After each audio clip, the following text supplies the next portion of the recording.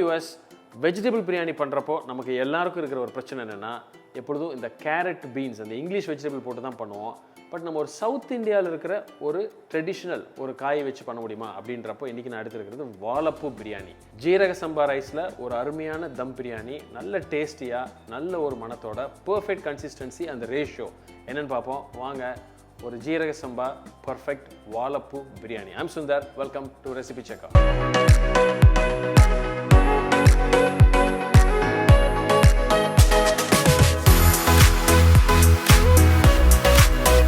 தம் பிரியாணி பண்ணுறதுக்கு வெசல் ரொம்ப முக்கியம். நல்ல டைட்டாக லிட் இருக்கிற ஒரு பாத்திரம் எடுத்துக்கங்க, இல்லை ப்ரெஷர் குக்கரில் கூட நீங்கள் பண்ணலாம்.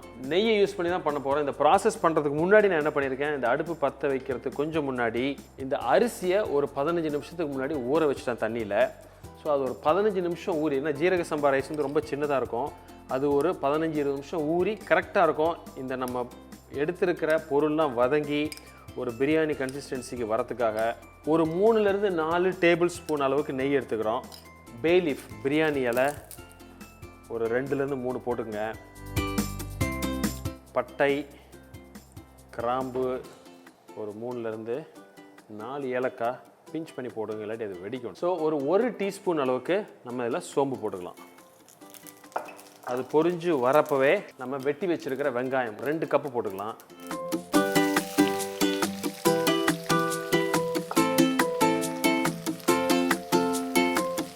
ஒரு மெயின் டிப்ஸ் என்னென்னா, பிரியாணிக்கு இந்த வெங்காயம் வதக்கிறது நல்ல ஒரு ப்ரௌன் கலரில் அந்த ஃப்ளேவர் வர வரைக்கும் வதக்கணும். ஏன்னா அந்த வெங்காயத்தோட ஃப்ளேவர் அந்த பிரியாணிக்கு ரொம்ப முக்கியம்.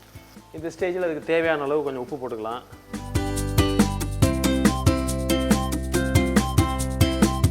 ஸோ வெங்காயம் லைட்டாக நமக்கு வதங்கி வருது. ஸோ இந்த ஸ்டேஜில் ஒரு 4-5 பச்சை மிளகா ஸ்லிட் பண்ணி அப்படி போட்டுக்கிறேன். ஏன்னா இதில் வந்து நம்ம காரப்பொடி யூஸ் பண்ண போகிறதில்ல இந்த பிரியாணிக்கு, இந்த பச்சை மிளகாவில் இருக்கிற காரம் தான். ஸோ பார்த்தீங்கன்னா நல்ல ஒரு வாசனை. இந்த ஸ்டேஜில் அந்த வெங்காயம் லைட்டாக ஒரு ப்ரௌனிஷாக ஒரு கேரமலைஸ் ஆகுது எட்ஜில் மட்டும். ஸோ இந்த ஸ்டேஜில் நம்ம அடுத்து என்ன தேவையோ அதை நம்ம ஆட் பண்ணலாம். இஞ்சி பூண்டு விழுது ஒரு 1-1.5 ஸ்பூன் சேர்த்துக்கிறேன்.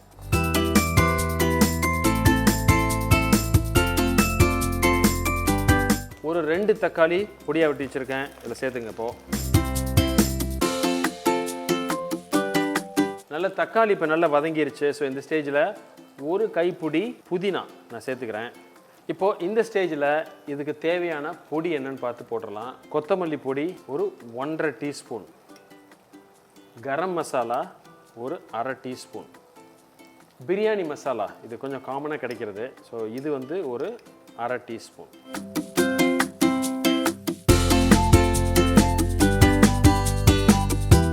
ஸோ இந்த மசாலா போட்டோடனே கொஞ்சம் தண்ணி சேர்த்துக்குங்க.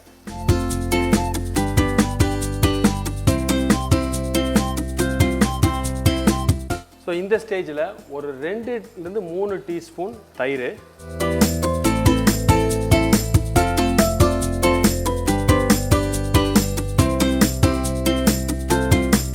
ஸோ நல்ல ஒவ்வொன்றும் சேர்க்குறப்ப அந்த ஆயில் கரெக்டாக செப்பரேட் ஆகி வரணும். அப்போ அந்த ப்ராசஸ் நமக்கு கரெக்டாக இருக்கும். ஃபைனலாக இந்த ஸ்டேஜில் தான் நம்ம எடுத்து க்ளீன் பண்ணி வச்சுருக்கிற வாழைப்பூ ஒரு 1-1.5 கப்.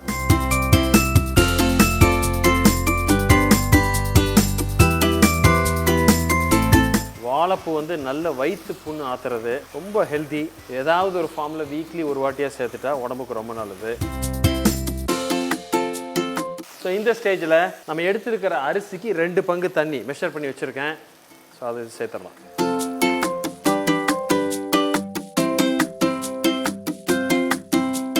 இதில் சால்ட்டு கரெக்டாக இருக்குன்னு ஒரு வாட்டி நம்ம செக் பண்ணிக்கலாம்.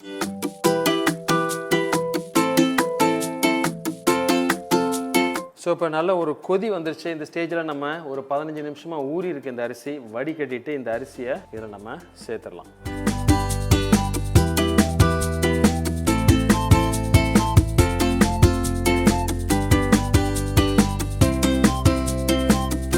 ஸோ ஒரு வாட்டி ஜஸ்ட் ஜென்டிலாக மிக்ஸ் பண்ணுங்கள், ரொம்ப பொறுமையாக.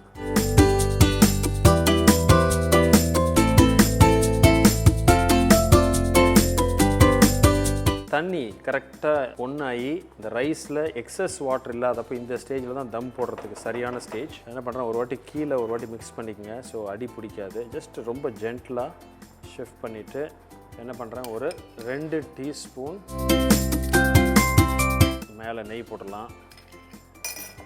கொஞ்சம் புதினா. ஃப்ளேமை ஃபுல்லாக கம்மி பண்ணிடலாம். ஒரு நல்ல ஒரு டைட் லிட் வச்சு மூடிட்டு, ஃப்ளேம் ரொம்ப கம்மியாக இருக்குது. ஸோ இந்த ஸ்டேஜில் ஒரு 10 நிமிஷம் இது தம் ஆகிட்டு நல்லா குக் ஆனதுக்கப்புறம் இதை நம்ம மெதுவாக உடச்சி விட்டு எப்படி வந்திருக்குன்னு பார்ப்போம். ஸோ இப்போ ஒரு 10 நிமிஷம் ஸ்லோ ஃபயரில் தம் போட்டிருக்கோம். இப்போ நம்ம ஆஃப் பண்ணிடலாம். ஸோ அழகாக இப்போது நல்லா வெந்து நல்லா அருமையாக இருக்குது. கொஞ்சம் பொறுமையாக இந்த பிரியாணி மட்டும் இந்த உடச்சி வர்றது வந்து கொஞ்சம் கேர்ஃபுல்லாக பண்ணணும். ஸோ கரெக்டாக இருக்கும் இப்போது.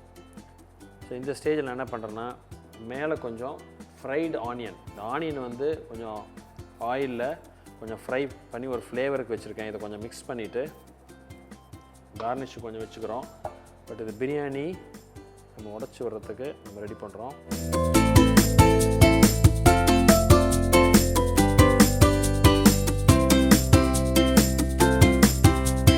ஸோ எப்பொழுதும் பிரியாணி உடச்சி விட்டுட்டு ஒரு 5 நிமிஷம் அப்படியே இருந்ததுன்னா நல்லா தனித்தனியாக நல்லா அருமையாக மணி ஆயிரும். இப்போ ஸோ ரைஸ் வந்து பர்ஃபெக்டாக குக் ஆகிருக்கு. கொஞ்சம் ஃபைனலாக மேலே கொஞ்சம் கார்னிஷ், அதே மாதிரி கொஞ்சம் லைட்டாக கொத்தமல்லி. ஸோ ஒரு பர்ஃபெக்டான நம்ம ஒரு சவுத் இண்டியன் வெஜிடபிள் காமன் பாப்புலராக இருக்கிற வாழைப்பூ வச்சு ஒரு சீரக சம்பா பிரியாணி. ப்ராசஸ் எப்படி இருக்குன்னு பார்த்தோம், ரேஷியோ பார்த்தோம். இது ரெண்டும் முக்கியம். ஏன்னா இது ரெண்டும் நம்ம சரியாக பண்ணுறப்ப ஒரு பிரியாணி தப்பாகிறதுக்கு வாய்ப்பே இல்லை. இதை நீங்கள் கண்டிப்பாக சமைச்சு பார்த்துட்டு உங்களுக்கு எப்படி வந்திருக்கு அப்படின்றத எங்களுக்கு கமெண்ட் பண்ணுங்கள். பிடிச்சிருந்தா உங்கள் ஃப்ரெண்ட்ஸோட ஷேர் பண்ணுங்கள். இதே மாதிரி இன்னொரு நாள் இன்னொரு வீடியோவில் மீட் பண்ணுறேன். அது வரைக்கும் ஹாப்பி குக்கிங்.